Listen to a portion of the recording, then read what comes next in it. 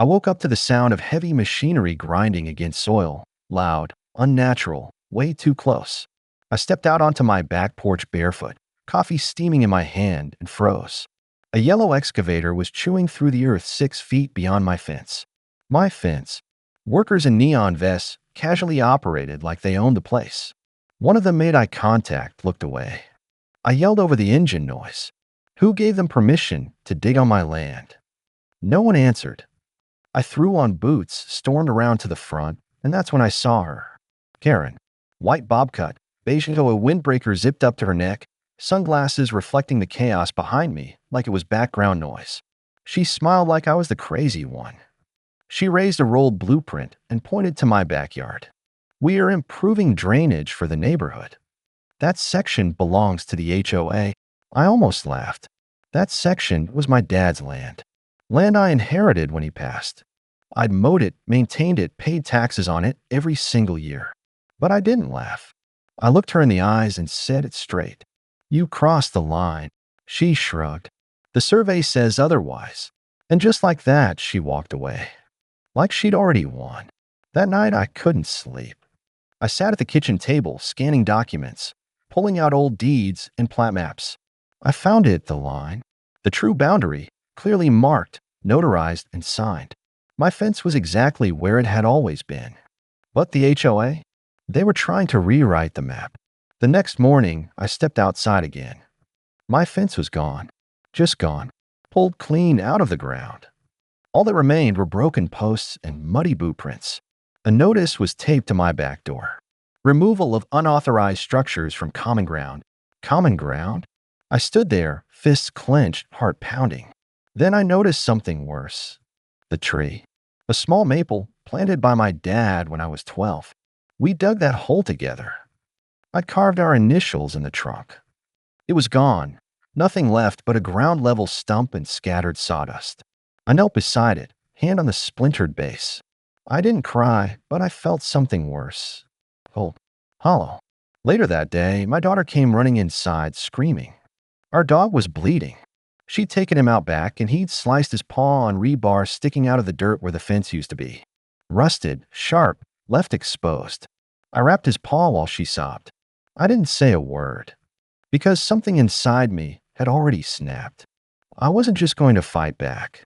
I was going to take something from them. Something they'd never expect. And if you've ever had someone rip away what's yours, someone who thinks rules don't apply to them, hit that like button, subscribe, and tell your story in the comments. Because this one, it's just getting started. The morning after our dog got injured, I drove straight to city zoning. I needed answers, official ones. The clerk, an older man with half-moon glasses and a voice like gravel, pulled up the property records. He leaned forward and tapped the screen. Your deed's clean. No easements, no shared rights. That's your land, no question. I asked him to print it. He slid the papers across with a warning. If they're building without permits, you better get photos. Fast. When I got back, the workers were still there. Deeper into the trench, bigger pipes, louder machinery. One of them waved like we were neighbors at a cookout. My blood boiled. That's when I noticed the pile near the sidewalk. My fence panels. Cracked, snapped, stacked like firewood. And taped to one of them, another notice. Unauthorized structure removed under HOA jurisdiction. Restoration pending.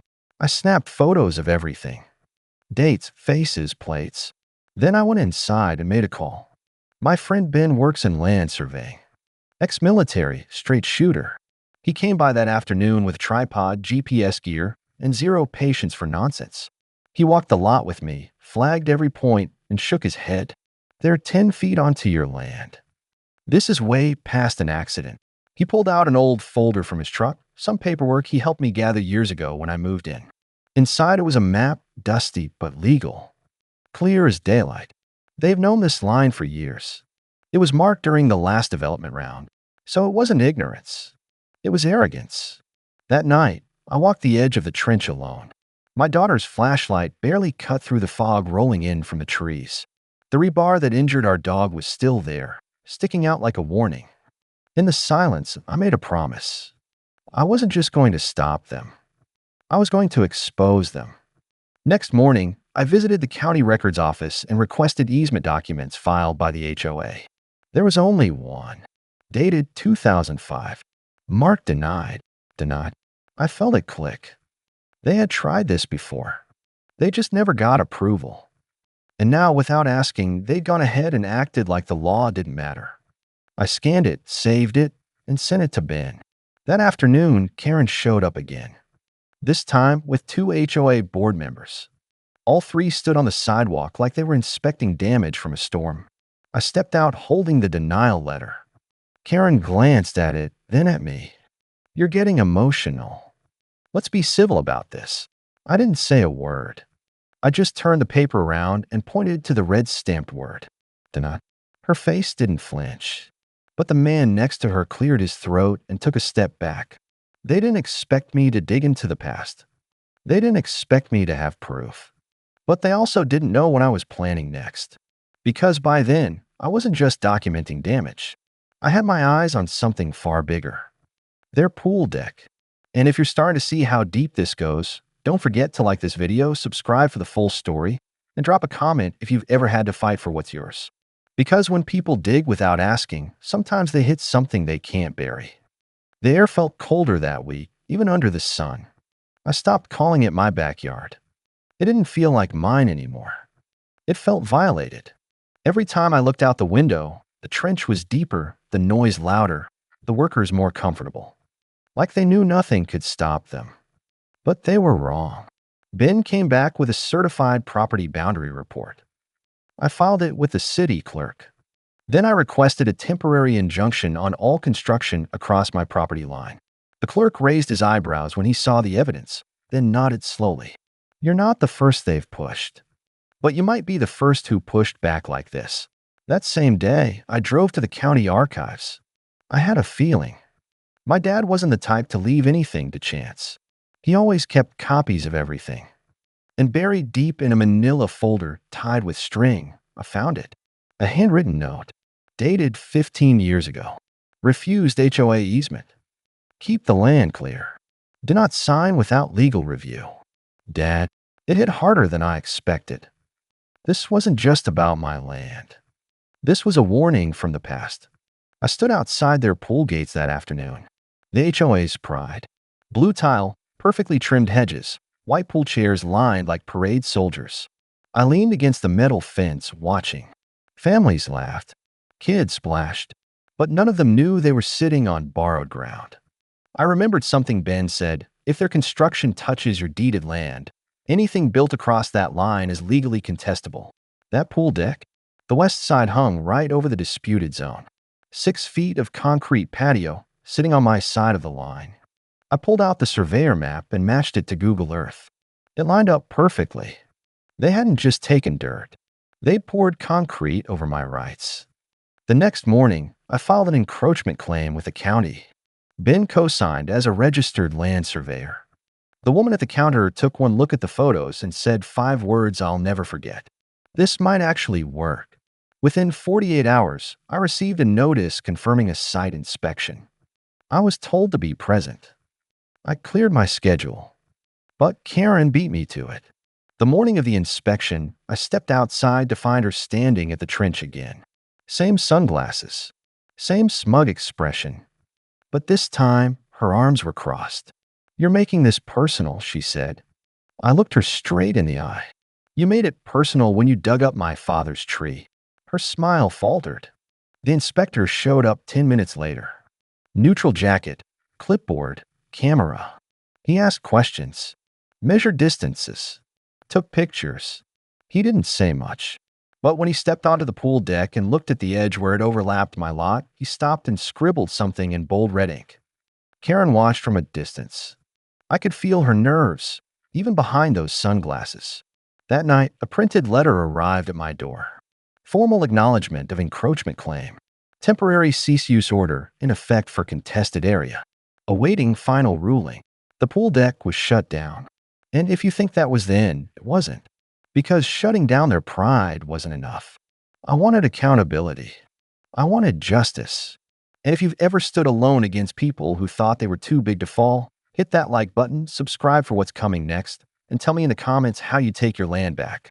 Because next, I wasn't just defending a line. I was crossing one of my own. The pool deck sat silent. For the first time in years, no one was splashing, laughing, or lounging with overpriced coffee cups.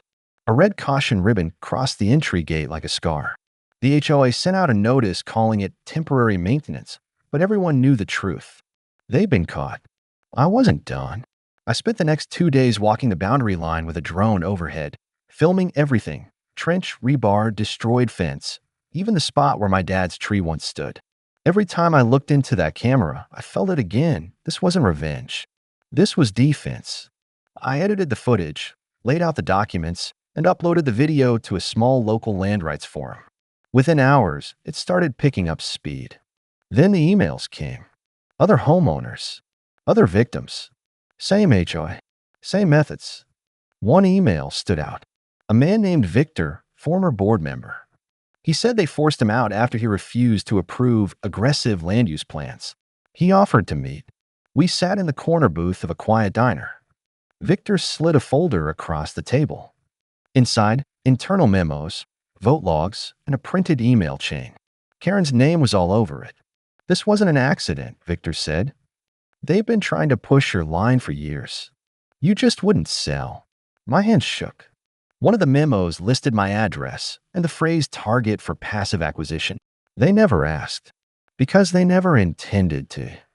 I drove straight to my lawyer's office. We filed a formal trespassing complaint, then a civil suit for property damage and endangerment. The photos of the exposed rebar that injured our dog attached as evidence. Karen received the papers 2 days later. She was at the HOA office when the courier walked in. She tried to smile like it was nothing, but her hand trembled when she signed. That weekend, I rebuilt the fence, with help from Ben and my daughter. We didn't just replace the old wood, we upgraded it. Thicker boards. Steel posts sunk 3 feet deep. I carved something into the top rail before staining it. Dad's line.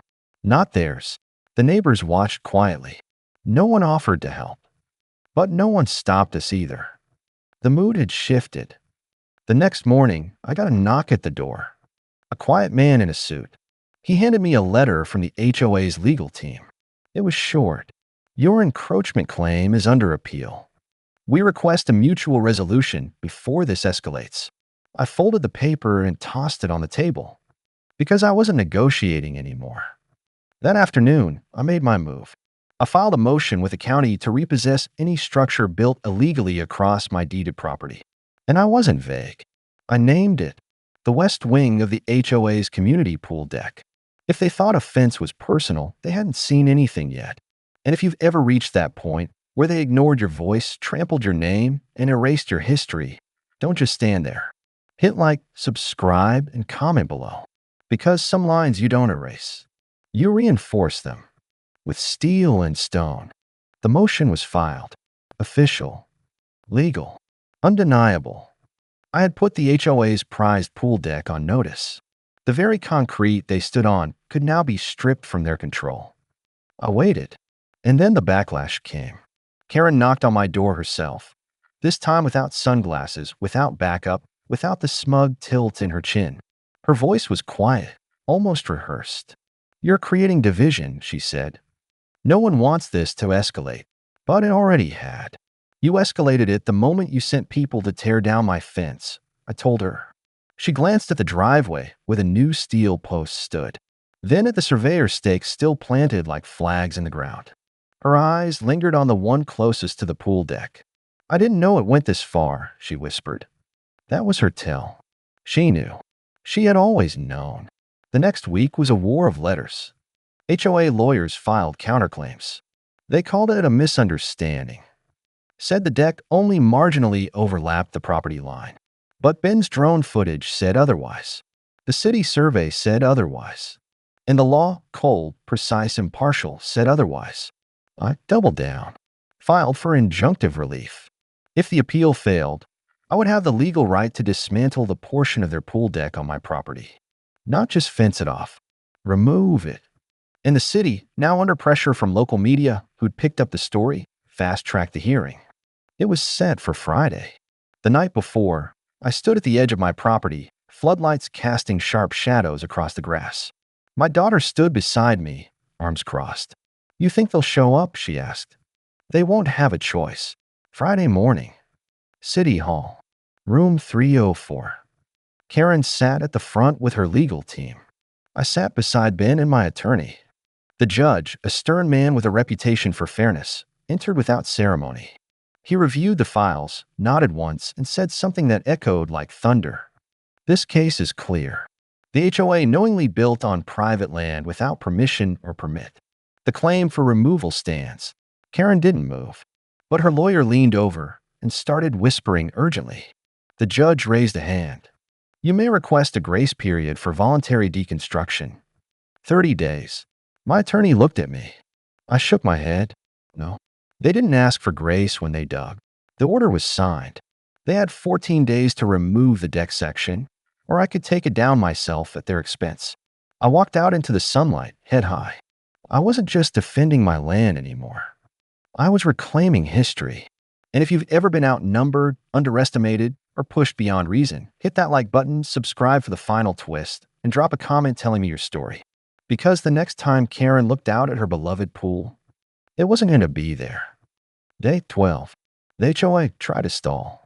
First with silence, then with a new letter from a different attorney, then with a last-minute mediation offer they thought would scare me off. But the deadline was written in black and white, and I had waited long enough. At sunrise, the crew arrived. Licensed contractors, witnesses, my own drone in the sky.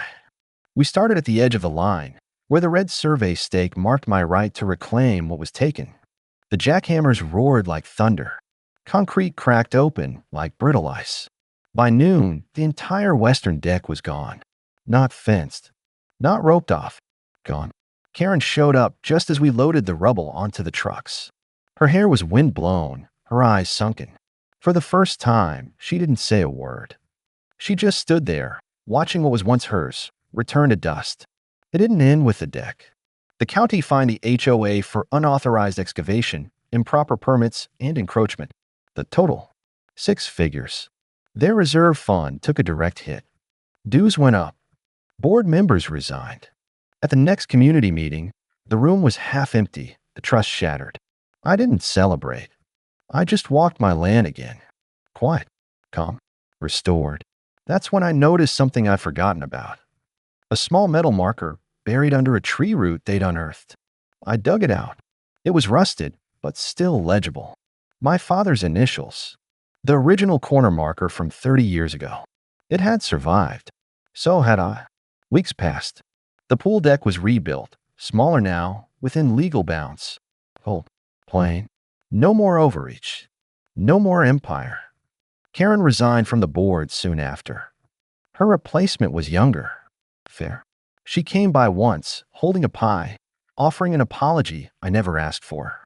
I took the pie, not the apology, because this wasn't about being neighborly anymore.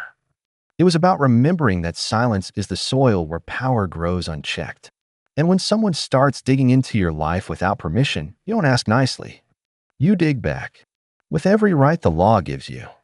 And if you've ever felt like someone trespassed not just on your land, but on your dignity, let them know.